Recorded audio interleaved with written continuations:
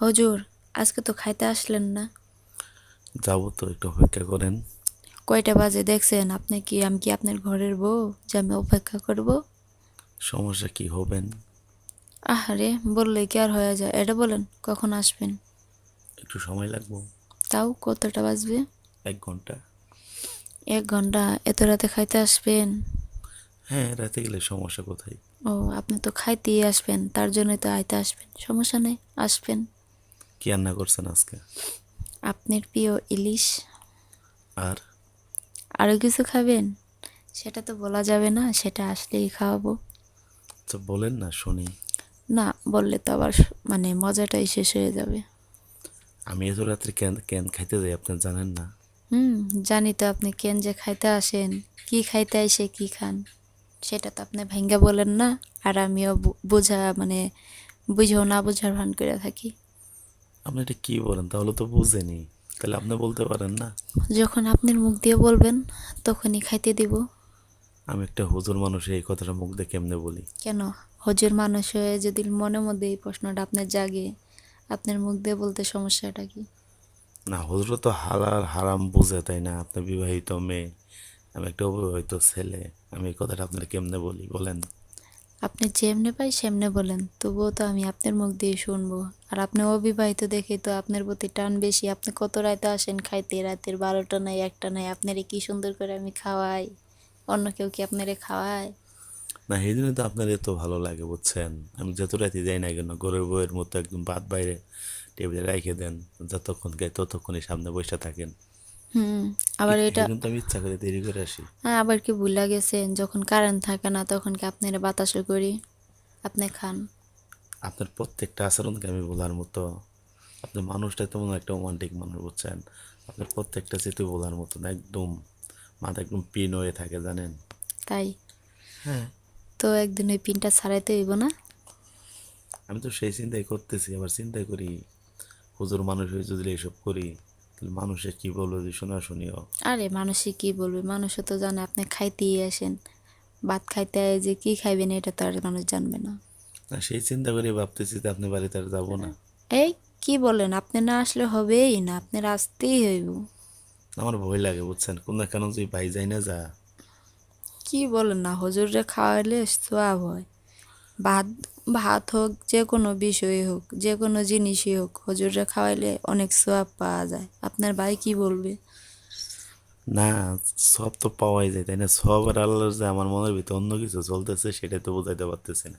আরে, যেইটাই চলুক না কেন, যেটাই আপনার খাওয়ানোর, যে খাওয়ানোর বিষয়ে যেটাই চলুক, সমস্যা নাই, আমি খাওয়াবো, আমি দেব।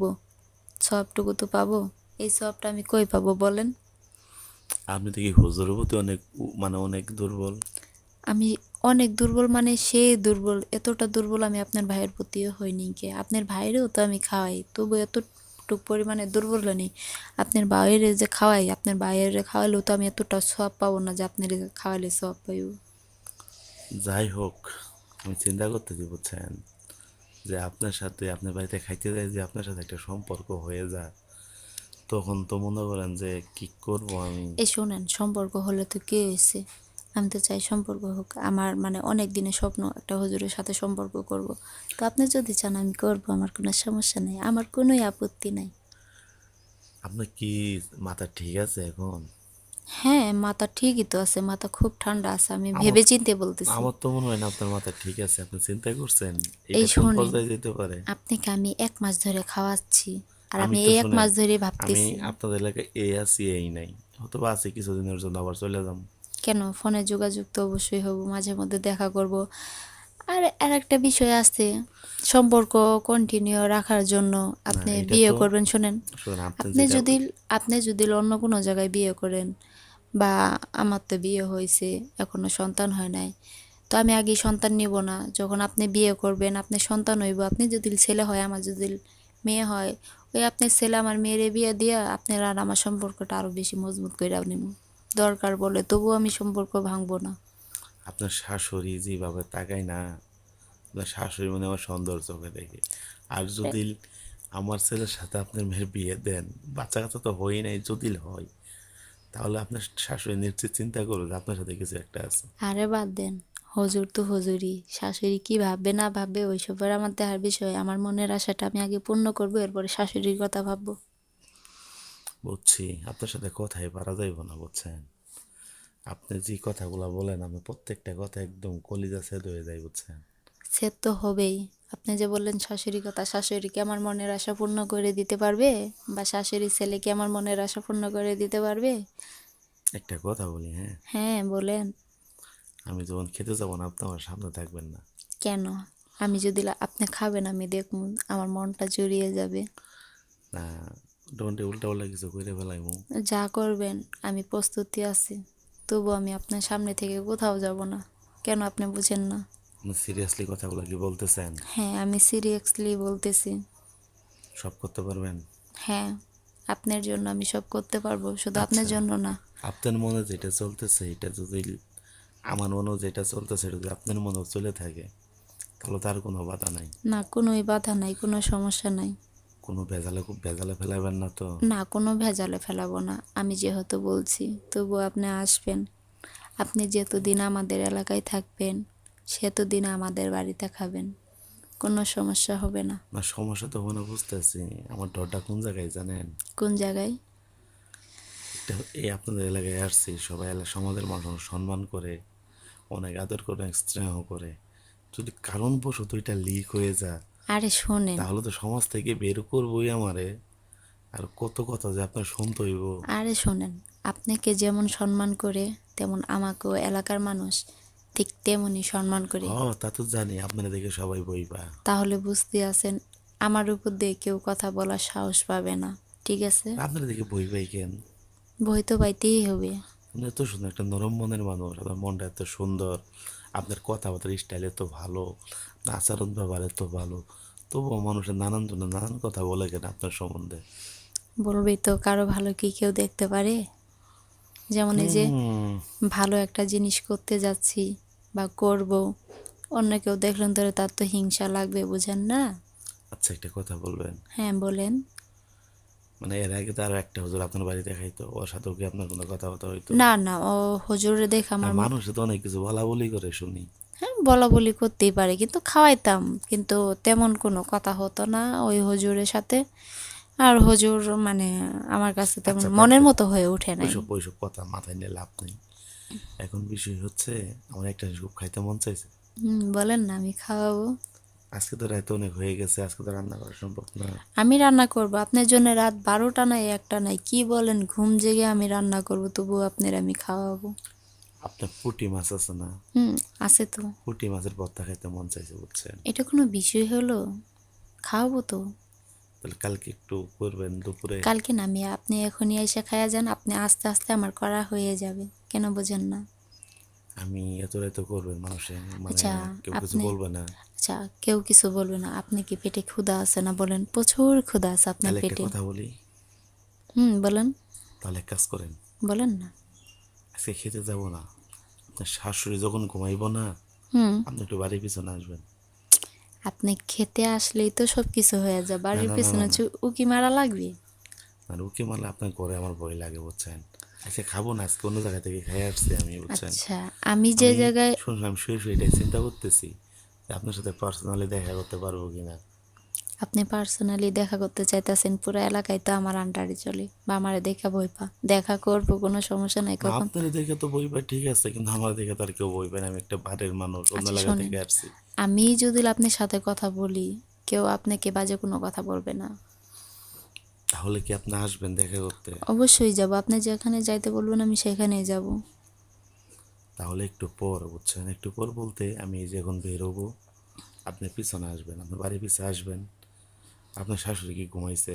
আরে শাশুড়ির কথা বাদ দেন, শাশুড়ি আরে ঘুমালি ওই কি? তো ওই তো আমার ডোর করে, ওইটা তো আপনি কুত্তার ভয় মতো পা, বই পাই আমি। আপনি ভয় পান কেন? আমি তো ভয় পাই না, আপনি কেন ভয় পান? দেন আর এত শাশুড়ি, বড় বড় চোখ করে আমাদের তাকাই শাশুড়ি থাকে। শাশুড়ি ঘুমাইছে কি না জায়গা রয়েছে ওইটা কি দেখার বিষয় আছে না না নাকি? না, আপনি দেখা করতে বলছেন, আমি আপনি আপনার সাথে দেখা করব, কে শুনেন তাকায় না। রয়েছে কে না তাকায় রয়েছে ওইটা দেখার বিষয় নাই। আরে শুনেন না, বিষয়টা আপনি বুঝতেছেন না, সব কিছু নর্মাল ভাবে নিতেছেন কেন?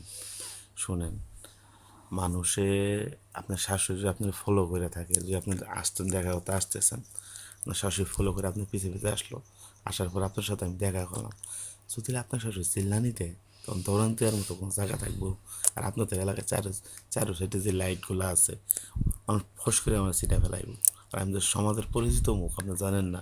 আরে হুজুর, ওই খেলোয়াড় আমি না, ঠিক আছে? মানে আমি কিন্তু পাকা খেলোয়াড়। পাকা খেলোয়াড়? মানে বুঝবেন না। আমি ছোট মানুষ, তো কিছু বুঝি না। আমি যাওয়ার আগে সব লাইটের সুইচ, মেন সুইচ যেটা বন্ধ করে দিয়ে যাব। আর আমার না, শাশুড়ি, আমি বাইরে তো রিস্ক নিতে পারবো না, যেহেতু আপনার দেখা হতে আপনি দেখা হতে রাজি হয়েছেন। তাই সুন্দর করে একটা বাজুক, তারপরে যাই। আর দেখেন আপনার শাশুড়ি ঘুমায় কিনা। যে আপনার শাশুড়ি ঘুমা, বাইরের থেকে সিটকে আটকাই দিয়ে আসবেন। আমি সেটাই বলছি যে আমি কোনো পাকা খেলোয়াড় না, ঠিক আছে? জাগ না থাকলেও আমি বাইরে দিয়ে সিটকিরি আটকায় চলে যাব। আল্লাহ, কি জানি হয়, আমার ভয় লাগতেছে আজকে। কিচ্ছু হবে না, কোনো ভয় নাই, কোনো ভয়ের কারণ নাই। আপনি দোয়া বলেন, দোয়া বলে আপনার ছাতিতে ফু দেন, ভয়টা চলে যাবে। কুকামের জন্য দোয়া কবুল হইব, তাই না? যেহেতু ভয় পাইতেছেন, ভয়ের তো আর কোনো কুকাম না, ভয় তো ভয়ই না। আল্লাহ, কেমনে কি হয়ে গেল। আমি এই ছোটবেলা থেকে মানুষের বাড়ি খাই, বুঝছেন? কখনো এরকম ফিল হয় নাই, আপনারা দেখে আমার যেরকম ফিল হইতেছে। আমারও এই একই সিস্টেম, কিন্তু আমাকে কথা দিবেন যে আমাদের সম্পর্কটা যেন আজীবন থাকে। হয়তোবা এক ছাদের নিচে কখনো থাকতে পারবো না, কিন্তু সম্পর্কটা যেটা থাকে। আপনি চাইলে থাকবে, থাকবে না কেন? আমি ওই যে বলছি যেভাবে কখনো? বললাম। আমি তো প্রথম বই পাই গেছিলাম, বুঝছেন? যে আপনার সাথে কথা বলতেছি, যদি আপনি বিষয়টা না বুঝেন, যদি না মেনে নেন, তাহলে তো আমার রিজিক উঠে যাবে আপনার বাড়ির থেকে। এই বই না আজকে খেতে যেতে পারি না, এটা সবচেয়ে সত্য কথা, বুঝছেন? এই ডোরে খাইতে যাই নাই। আর যেহেতু আপনি ফোন দিছেনই, কথা যেহেতু হয়েই গেল আপনার সাথে, তাহলে তার কোনো টেনশন নাই, তাই না? আপনি যদি এই কথাটা আরো আগে বলতেন, আমি রাজি হয়ে যেতাম। আপনাকে বলছি তো, আপনাকে যে আমি 1 মাস ধরে খাওয়াই, তখন থেকে আমার মনের মধ্যে এটা চলে। কিন্তু বলি না, যখন আপনি বলবেন তখনই বলবো।